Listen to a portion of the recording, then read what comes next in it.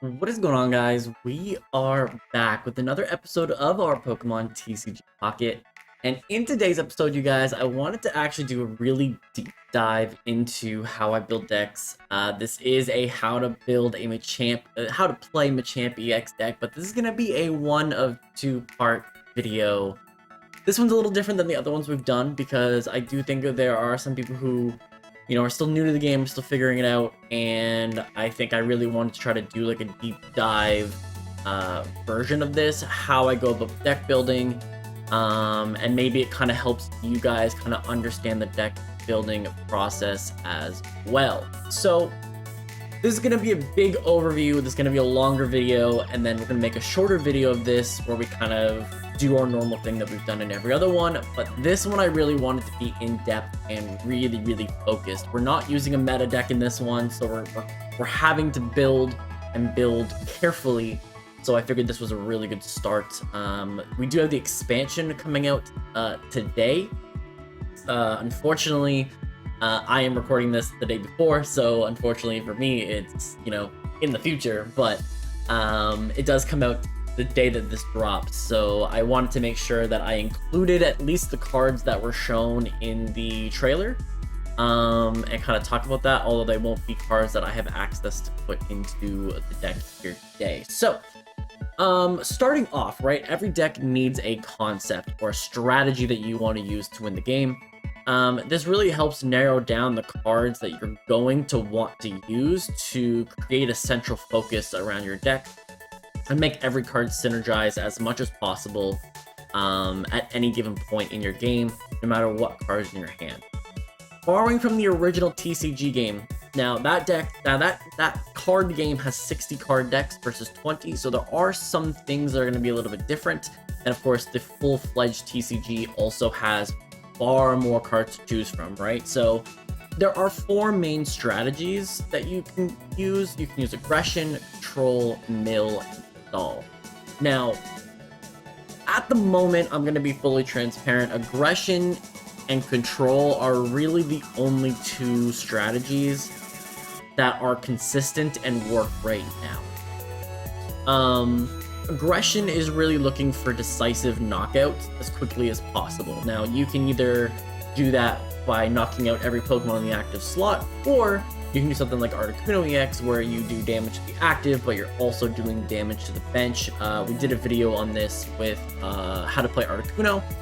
We used Greninja in the back to do 20 chip damage to things in the back, while Articuno attacked things in the front. And that was sort of kind of the revolving strategy of that deck. But, other common decks like Dragonite also use kind of like a spread damage approach. Although today, I think the best way to go about our deck today is going to be direct aggression. The other form of this is control. Now, control is used to cut off your opponent's avenues to victory. You can either deny them access to trainer cards, energy, or even just manipulating what their active Pokemon is. While trying to slowly build up an aggression strategy late game. Unfortunately, there just isn't enough cards to have a fully dedicated control deck. And at the moment, milling out your opponent so they have no cards left in their deck doesn't mean they lose the game, right? They can still play cards until they give up the 3 prizes or have no more active. So milling just reduces resources. It doesn't actually do anything. But as far as control decks at the moment, Gengar EX, non-EX Gengar are both fantastic options of this. We can actually go over the cards really quickly as well. So we're looking for Gengar, and we're looking for Pidgeot. So what you can see here with Gengar and Gengar EX, as well as like Pidgeot, for example. So you can see Gengar here. Your opponent can't use supporter cards from their hand during their next turn. So that's kind of a way that you can kind of deny your opponent trainer cards, or Pidgeot, which can use the ability Drive Off, which will force your opponent to switch out. Basically, it's a card version of Sabrina, and then you kind of force your opponent into switching out every single turn, so this kind of stops them from being able to put what they want in the active slot. Gengar does this a little bit better than non-EX Gengar, however, there are downsides to it as well. But again, while this Pokemon's in your active slot, your opponent cannot use supporters, which affects both on everyone's turn, right? So those are cards that are just really, really good. They're really good control cards. Yeah, so that is sort of kind of the idea behind control decks. When you're looking at, and honestly, even the new Aerodactyl EX card that's coming out denies your opponent from being able to promote Pokemon or evolve Pokemon from their active slot. Most good decks are going to try to promote from the bench, but you know, it's still an avenue of kind of controlling the deck. Milling, at the moment, the only really mill card is Persian. Honestly, Persian's like the only one. But what Persian does is Persian, if you flip heads, you can remove a card from your opponent's hand and it goes in their discard pile. At the moment, there isn't really a way to mill out decks from your opponent's deck. It's really only from their hand. So at the moment, this is something that I think is not really a viable strategy, but it is something that can be used. And I think, you know, as more cards come out, I think it's going to be possible that we'll be able to kind of have those decks in the future. And again, like I said, milling doesn't really end the game. It just removes your opponent's resources, which is a viable strategy for sure. And the last one, of course, is stall. Now, the idea of stall is that you're just trying to deny your opponent from getting knockouts on you. Usually with high HP Pokemon, abilities are kind of items and supporters that remove, reduce, and prevent damage. In a sense, this is also forcing your opponents to kind of try to deck out. So I mean, it's sort of kind of the same thing, but it's a little bit differently. I think right now the most common and best way that we've seen this run is with Koga and Weezing. So using, you know, Weezing here with 110 HP, and Gas Leak, you do a little bit of chip damage. You don't even need to run Dark Energy in your deck. And then you will play Koga, which has the ability to... Where's Koga here? You have Koga, which then has the ability to bring Muck or Weezing from your active slot into your hand, and then you can replay the Coughing right away, and then the next turn have that Weezing back, fully 100% HP, no real issues whatsoever. And so for me, this is really the main version of stall right now. I'm sure we're going to see more in the future, but for right now, this is kind of what we're looking at. And normally stall is also just stalling out to get to an aggressive endgame. That's sort of kind of what you're going for. And of course, Luna is right here, right now, wanting to be outside. So you can just wait a little bit, Luna. Now that we've chosen a strategy to employ, so again, we're going to choose aggressiveness. What we're going to do is we're going to build a deck that uses a framework that's going to allow us to have the most flexibility and success that we can. Generally speaking, in terms of just generalities, and we're not doing specifics, 10 Pokemon we're looking to have our main attacker, we're looking to have our secondary attacker, and we're looking to have potentially a utility Pokemon. Now, not every deck runs a utility Pokemon. Utility Pokemon tend to be Pokemon that don't actually you want to attack with, they're just the abilities, which is like Greninja, for example, right? But the other part of it is that you can run 10 trainers, you run about 4 to 6 supporters, 4 to 6 items. That's sort of kind of the general deck skeleton that you create, and then, but it's sort of kind of more of a guideline than the actual rules that you have to follow in it, right? So what we're going to do is we're going to start building our deck here. Now, this is a Machamp EX deck. I already did decide that we're building a fighting deck. This is actually a comment from the last video. So we can do this and we can just have fun with this. So first of all, we're going to have 2 Machops, 2 Machokes, and 2 Machamp EX. Now, the big thing about Machop, Machoke, and Machamp is that, as you can see, it's a 1 energy attack, a 2 energy attack, and a 3 energy attack. So Machop is, you know, for 1 energy does 20 damage, 70 HP, it's pretty good. It can be in the front, it can be kind of a bulky thing in the front, but honestly, we prefer this Pokemon to be on our bench, and setting it up that way. But the nice part about it is that it ramps really nicely, right? You promote it, you evolve it into Machoke, and you add 1 energy, and that one's ready to go. And then you evolve it again, you put 1 additional energy, and it's ready to go again. So Machamp sets up very, very quickly as long as you can get to part. So we need to make sure that we have a strategy in place that allows us to play Machamp and play it effectively. Now, normally what you're looking for out of Machamp, right? Obviously, it's a very bulky HP. And what I like about Machamp, specifically over every other fighting card to be our ace, is that it has 180 HP. This is bulky enough to survive a Mewtwo EX Side Drive, despite being weak to it and adding 20 additional damage. So even Mewtwo's Side Drive can only do 170 without a Giovanni, which is very impressive and very important because Mewtwo EX is currently one of the big 3 decks on the ladder right now, right?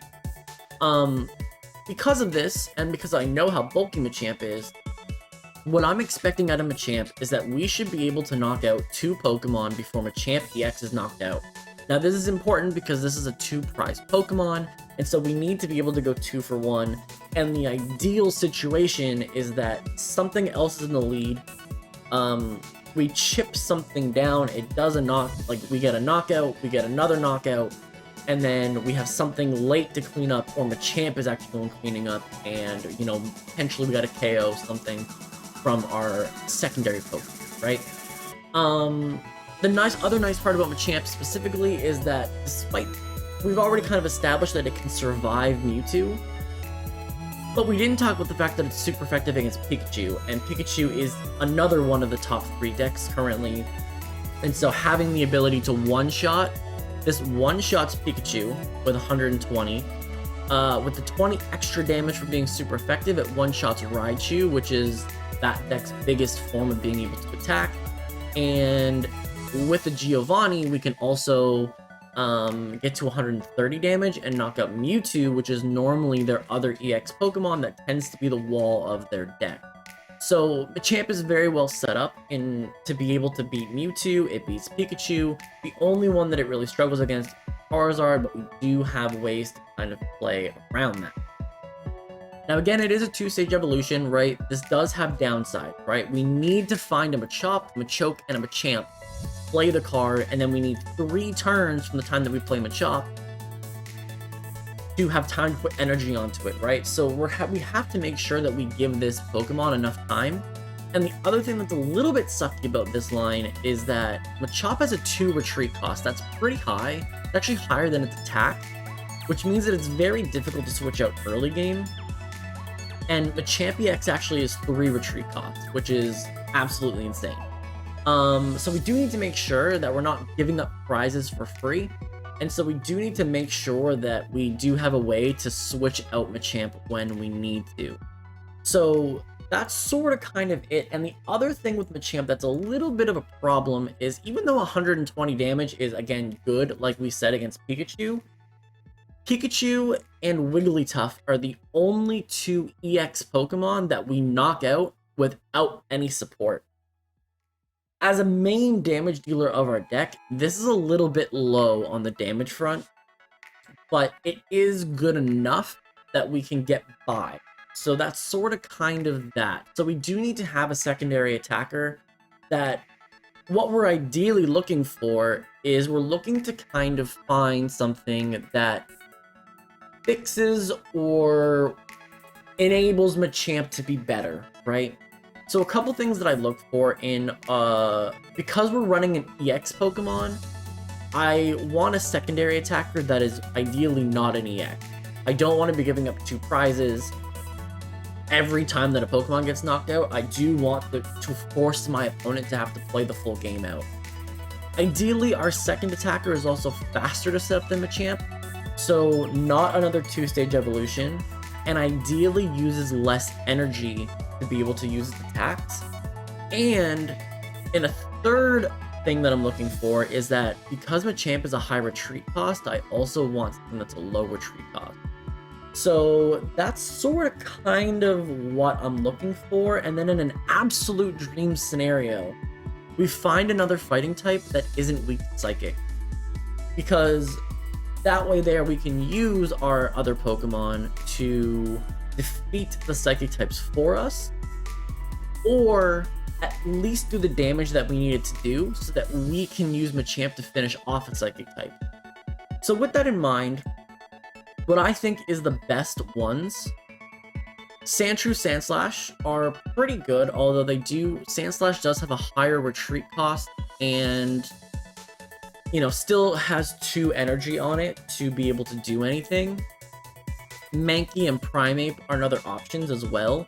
I think the promo Mankey is better than the original Mankey, but again, this is 2 energy attack, and unfortunately the way that this Mankey works is that you actually need damage on it, and we need this starter Pokemon for our ideal lead to be a little bit better at tanking hits as well, and so unfortunately I just decided that Mankey was not the play for me.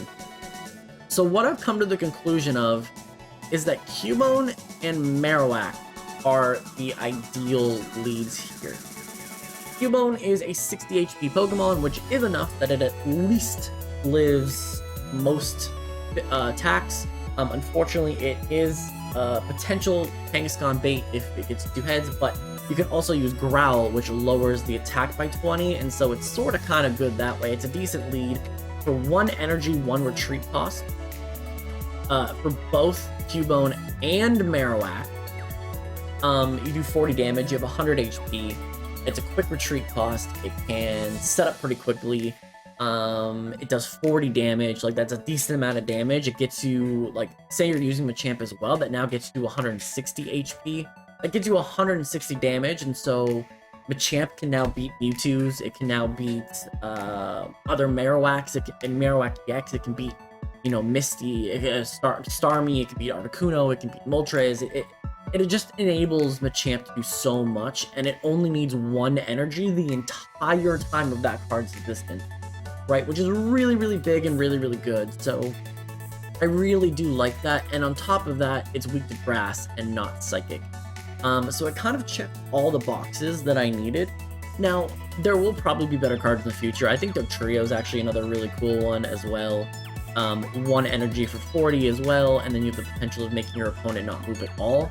The biggest difference between Dugtrio and Marowak, in my opinion, is that Dugtrio only has 70 HP, and that's just not enough HP for me, but the ability Dig to potentially make your opponent not be able to attack at all is actually really, really cool, and I think that has a lot of implications, and in some games will be better for you, but I don't want to be playing coin flip games. I want to be playing games where I can determine the outcome on my own and not be reliant on that.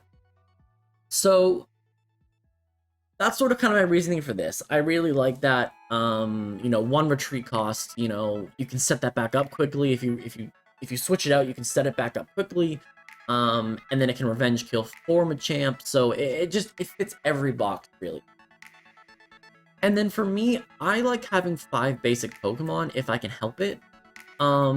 There's normally 4 Pokemon. There's your active, there's your 3 bench. But if 1 gets knocked out, you still want to be able to have a full bench, right? So I like having a 5th Pokemon. And this slot could go to another utility Pokemon, or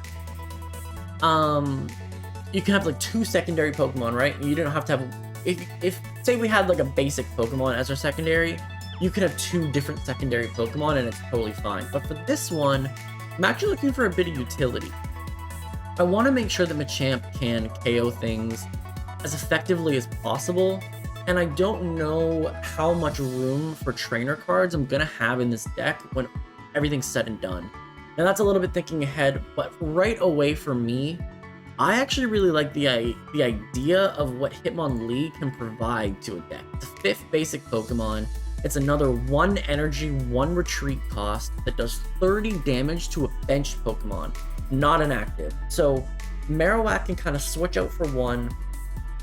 Say that I'm actually close to getting a knockout and my opponent switches out, I can actually go Pursuit Trap it like you do in the regular Pokemon game, right? Do 30 damage to the bench Pokemon, you knock it out, you get a prize from the bench. Hitmonlee is bulky enough that it should live at least a regular attack, you know what I mean? And then for the 1 retreat cost, you can get back out of there, put a Marowak back in, and then kind of keep doing that again, right? 30 chip damage on bench Pokemon also kind of means that you can now be anything 150, so Hitmonlee actually guarantees you beat Mewtwo. which is really, really cool. As well, not guarantees it, but it sets you up that Machamp can beat Mewtwo pretty effectively. You can beat Articuno, right? It's another means of hitting things from the bench before they even get into the active slot, and so I think that has a lot of utility to it. It might not be used every game. Unfortunately, if they don't run any bench Pokemon, Hitmonlee's useless. But it is a really good tool, and I think, you know, it fits very similarly to how Marowak is, and so I think it's just a really nice complement to the deck. So that sort of kind of takes care of that. I would say as a general rule, though, utility Pokemon are actually used for their ability and not for what they do attack-wise, right? We have a new Vaporeon card coming out with the Mythical Island expansion that lets you redisperse water energy. So like that card, you would never commit the 3 energy to Vaporeon to attack. You would just have it on the bench. You never put the energy onto it, and you just redisperse the energy for your Starmie, for your Articuno, for whatever you have, and do it that way. Right, so that's your traditional utility Pokemon, but Hitmonlee is a very unique one for fighting types. I think Marshadow could also fit this role as well. Another Pokemon that you put in. You could actually maybe decide that you only want to run 1 Cubone, and then that kind of allows you to you still look for the Marowak, but you have the 1 Cubone, and then you put a Marshadow here with Hitmonlee. That would be another option to kind of do that in the future, but I think this sort of kind of works out for what I have access to today anyway. Now getting to trainer cards. In your deck skeleton, right? We talked about having up 10 Pokemon, your main attacker, your secondary attacker, your utility Pokemon. Again, we're 1 over, it's fine. We can make do with that. And then for your trainer cards, you want about 10 as well. So we're gonna have 9 in this deck, right? Not a big deal.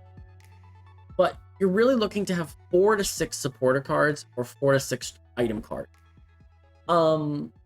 Within those supporter cards, you want to have 2 draw cards, and you want to have 1 card for kind of Gusting / Repulsion, and we'll kind of get into what those mean in a moment. Same thing with items, right? You want to have 2 of your items be some sort of Pokemon searching card. That's sort of kind of the core of what your trainer cards are going to be.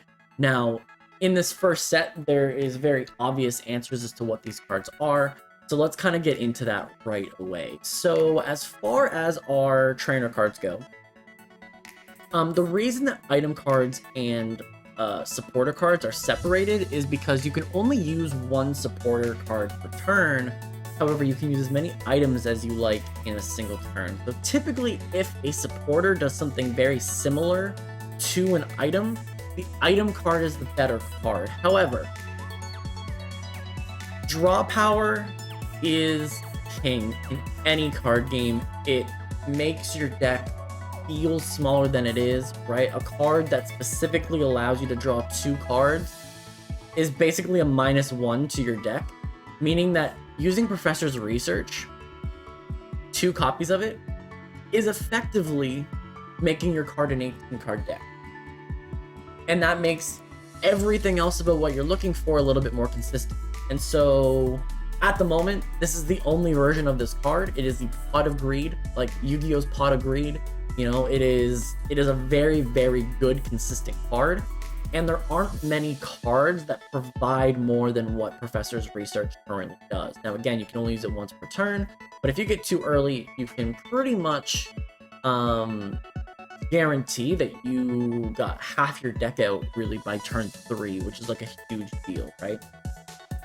The next card that we're going to talk about is our Pokemon Search. Now, this was part of the item category, but 2 Pokeballs are pretty much necessary as well. At the moment, this is the only trainer card that that has the ability to search for basic Pokemon or any Pokemon period, really. Caterpie as a Pokemon is able to kind of search for grass types kind of deal, and like Nidoran is able to search for other Nidoran. But like, for the most part, this is the only version of this card in the game. It's kind of unique, and it allows you to find your basic Pokemon. Now, this is super important for a couple of reasons, right? Start a game, you are guaranteed. To start a game, you are guaranteed to have one basic Pokemon in your starting hand, which means that there are 4 other basic Pokemon in this deck. Decking out doesn't make you lose the game. Running out of active Pokemon and giving up 3 prizes are currently the way to lose the game. So you need to be at least able to find another bench Pokemon to put out so that you don't lose potentially on turn 2. And again, we did talk about the fact that Cubone at 60 HP, if someone leads off with a Kangaskhan and gets 2 heads going first, going second, and being able to first put energy onto it, you can lose the game right away. So having Pokeball is a really big deal because it at least gives you something else that you can do. On top of that, it lets you search your deck out for another card to replace it. It goes to your discard pile. You effectively now brought your deck down to 16 cards versus this, right? So these 4 cards are basically mandatory in every deck. There is no reason to not do that. Now, we did talk about the other mandatory card, in my opinion, in deck building, being Gusting and Repulsion cards. At the moment, there is currently not a Gusting card. The difference between Gusting and Repulsion is Gusting, you choose the Pokemon that comes in when you switch out an opponent's active Pokemon, and Repulsion, your opponent gets to choose that. Now, currently, there is no Gusting card in the game. The closest one we have is Victory Bell, which forces a basic Pokemon in, but your opponent chooses that basic Pokemon. So, at the moment, the closest thing we have is Sabrina. Now, Sabrina is one of the best cards in the entire game, right? Switch out your opponent's active Pokemon to their bench. There's a ton of implications for this.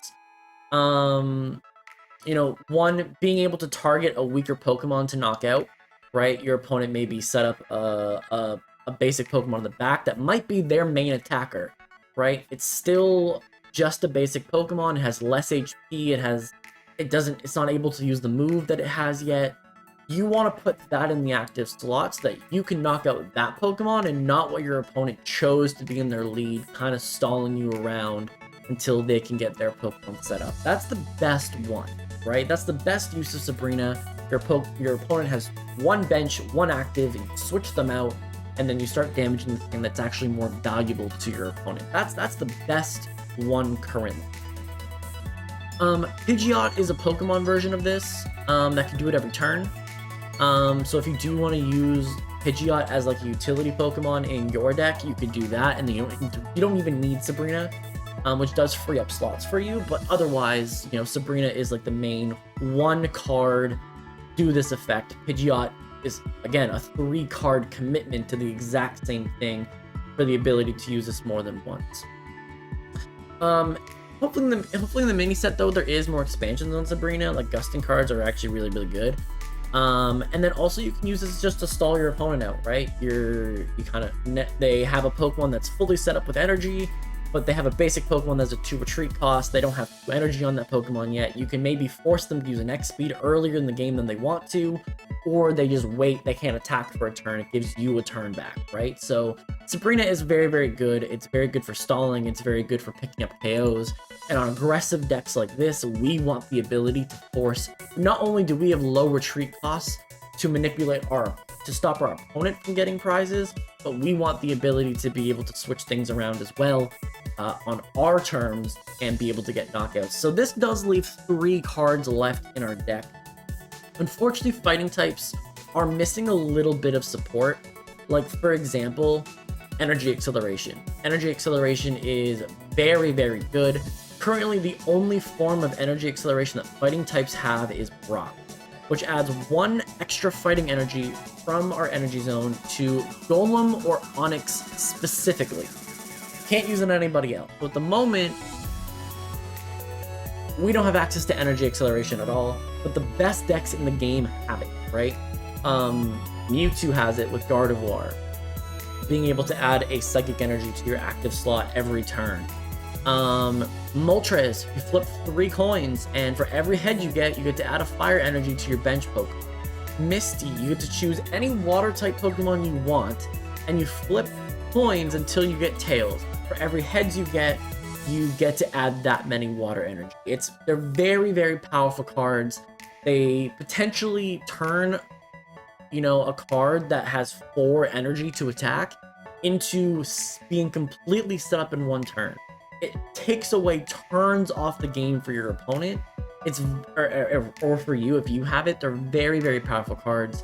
Unfortunately, this deck does not have access to it at the moment, but I would say if you're building a deck with another thing, this is very, very important, and that's why it's so high up on the talking point, even though this deck doesn't even have access to it.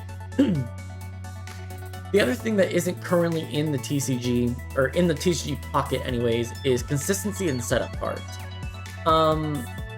This is sort of kind of cards that search for items, right? We've now got a Pokemon search, we have just a general draw card, but we don't have anything that actually searches these cards, right? Having a searcher for your searcher is how you make your decks very, very fast. At the moment, we currently don't have this in TCG Pocket. We might get introduced to one in the mini set, but I kind of doubt that as well. I actually think that would be like a second main set thing that they'll introduce. But in the regular TCG, the 60 card game Pocket one, the 60 card one, searchers for your searchers are very, very powerful. And just make it so that your whole deck, again, it's like a 10 card deck, right? Instead of a 14 card deck, right? It's just very, very good. The next thing that I want to talk about was switching and points denial. This is another point that I always kind of consider. And this is actually sort of kind of the order that I prioritize them in as well, right? So now we get into switching and points denial. So this is switching out to make my opponent not be able to take prizes when they are close to getting knockouts on me. We currently don't have a card that just says switch your active Pokemon with your bench. We don't currently have that. The closest we have is Koga, which we talked about earlier, where you stall out, you put it into your hand, you replay the card, right? That's the closest thing we have to it. But we do have X Speed, which X Speed reduces the retreat cost of your cards so that you can switch them out for less energy commitment. When you only have 1 energy commitment to retreat, when you use an X Speed, it actually gives you 0. And so we've committed 1 energy to Cubone and Marowak to get them to work offensively.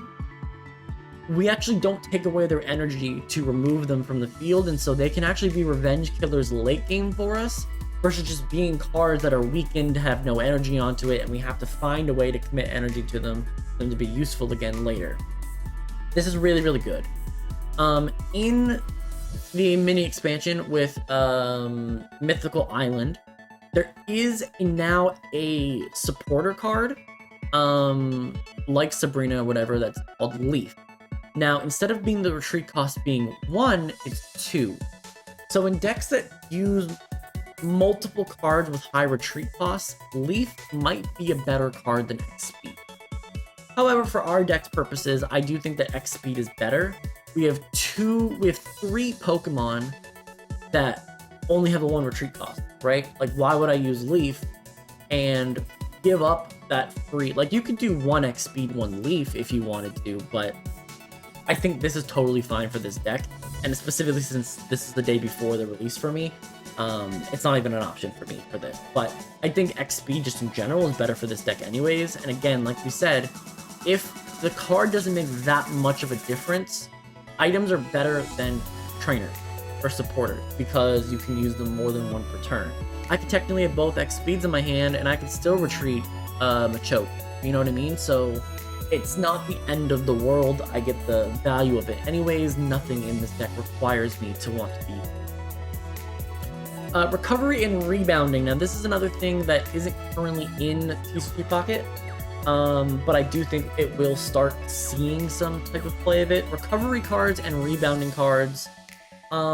Basically what recovery is that it lets you get cards back from your discard pile.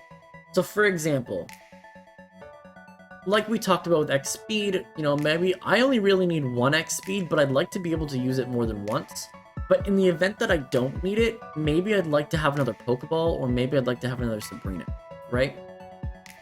I could maybe want 1 X Speed, 1 Sabrina, which gives me 2 cards back, and I can use this recovery rebounding card that pulls it out of my discard pile back into my deck or my hand, and then I can use that card again, right? But I have the option, I have the freedom to choose which one. And so I maybe only run one copy of each of these, have 2 of the recovery card, and I effectively get 2 copies of whatever I want. But I can make it more game situational to benefit me more. That's sort of kind of what recovery cards are. We don't have anything like that whatsoever in the game currently, but it is something that I'd like to see in the future. It's a really good card to have if you can get it. Rebounding are like condition cards, basically. It'll say something like, if your opponent, if your active Pokemon was knocked out last turn, you can do this. It might be a thing that gets introduced later. I think, is it called Rosa in the current TCG? I think that's what it's called. But I think that's the one that has a condition of like, if your opponent knocked out your active Pokemon last turn, you can choose a Pokemon trainer or item, or Pokemon or trainer from your deck and put it in your hand. It's very situational. It's only if you're losing or lost something, and that's kind of what rebounding is. So cards that don't exist yet, but when they come out, they will be something that's kind of high on the priority list of people that I think will be very, very good. The last one that I want to talk about that's kind of like situational is Disruption. So at the moment, the best item card Disruption card that we have is Red Card. I'm gonna be fully transparent, Red Card is a very situational card. It's something that I don't put a ton of priority into putting in the deck, but if I have the space, it's something that is at least potentially worth it. I think people play Red Card with the wrong intention, right? Red Card is effectively what it says is it shuffles your opponent's hand to their deck and they draw 3 cards. So this is a card designed to create card advantage or to take away a card that you're worried your opponent potentially has in their hand. The problem is that in a 20 card deck, if you play this after turn 3, there's a 50% chance that your opponent just redraws it if they have 2 copies in their deck. This means that you're not really taking away stuff from your opponent. You're better off holding off until your opponent, maybe you're further into the game, but what you're looking to do with this card is, say your opponent has 6 or 7 cards in their hand, and you have 4, or even 5, right? Say you have 5 cards in your hand, your opponent has 6. You're better to use that card then, because you're not necessarily taking away the Pokemon that you're hoping they don't have in their hand, or the Giovanni they don't have in their hand. What you're looking to do is make them not have as many cards as you. You have more resources to be able to do different things, and maybe your opponent had 2x speeds, 2 Giovannis, 2 Sabrinas in their hand. Well, maybe they only get 1 of each of them back. At the very least, they can't play 2 of them. They can only play 1 of them, right? So that's sort of kind of the way you have to play it. You can't use this card as a true, I'm going to take away my opponent's card situation, because most likely they're going to get it back, at least 1 copy.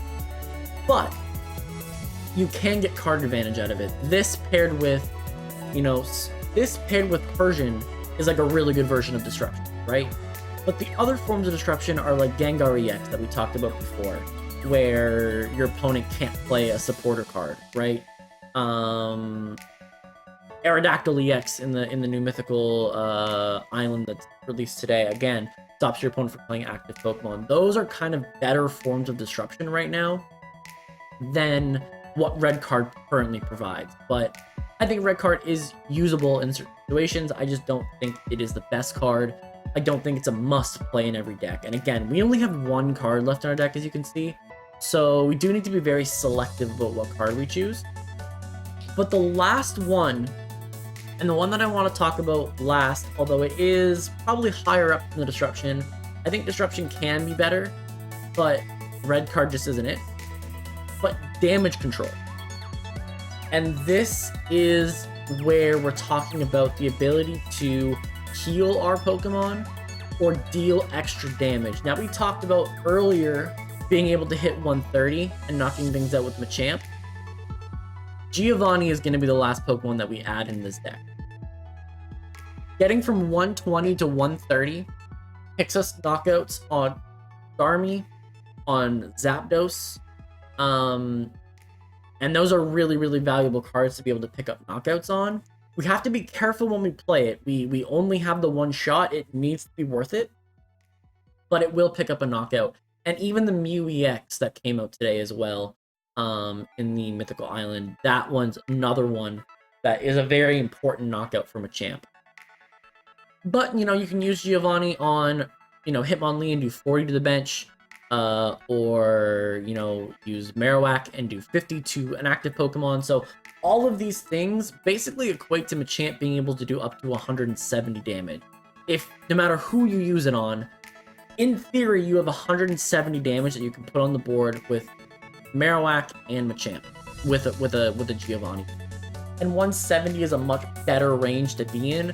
You knock out Mewtwo, you knock out Gengar, you knock out Moltres, Uno, and Exeggutor, and that takes up a lot more of the EX Pokemon that are available.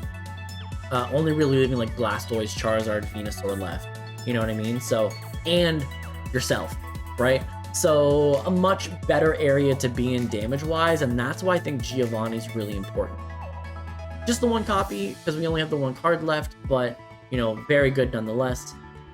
Grass types really appreciate Erica and Potions. You know, we've played a Venusaur deck where we actually used both of these. This damage control was way more valuable in the grass type deck because the deck was built around it, right? Because we are an aggression deck, we value Giovanni more. If we were a control deck, we would evaluate Erica and Potion a lot differently, right? And the damage would actually not be as important. So that's sort of kind of how I go through the process of it, right? Your main attacker does influence the cards you pick. So this is the deck here, right? So fighting type energy only, we only have anything else. 2 Machops, 2 Cubones, a Hitmonlee. That's 5 basic Pokemon. Again, even with a knockout, we can still have a full bench. Gives us the most amount of ability to have the most HP on the board available to live as long as possible. We have 2 Machokes and 2 Marowaks and 2 Machamps. Again, this is the evolutionary lines for those Pokemon. Machamp is our main attacker. You could run a non-EX Machamp if you wanted as well, but I do think that Machamp EX is strictly a better Pokemon. They do the exact same things, right? Only for 10 less damage, and I think 100 plus 10 is just not enough damage. You don't get enough value out of it. So, we run 9 trainers. We have 9 trainer cards in this deck. We have 5 supporters and 4 items. Now, ideally, you would like that to be switched, but I think the value of the cards that we picked are just, you know, the 5 supporters that we picked are more valuable than what we could have gotten out of other item cards, and so it's fun, right? The ability to switch around easily, right? We've effectively said we have 2 Pokemon that we can switch out freely, and still be revenge killers, or we can get a Machoke out of there, or a Machop out of there, or even Machamp if we have 1 energy onto it, and save ourselves a 2 prize from our opponent. Pretty important stuff. Like, I think you can't really dodge that. Pokeballs and Professor's Research drop your deck down by like 4 or 5 cards in terms of what you have left in your deck, which is very, very good. Giovanni adds the damage to let us knock out the majority of the other Pokemon in the game.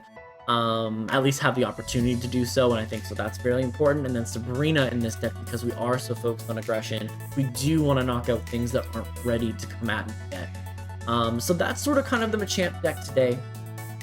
We're going to make a second video, how to play Machamp EX, where we are going to go over this deck and actually use it. But I wanted to go in depth on the deck building side of it, so that you guys could kind of get a little bit of knowledge out of it as well. If you guys were struggling, and maybe it taught you something about the game, why cards are chosen over others, and I hope this helps out. But yeah, we'll have a second video where we do how to play Machamp EX, and we will get into the game there. So hope you guys enjoyed the video, and let me know what you think in the comment section down below.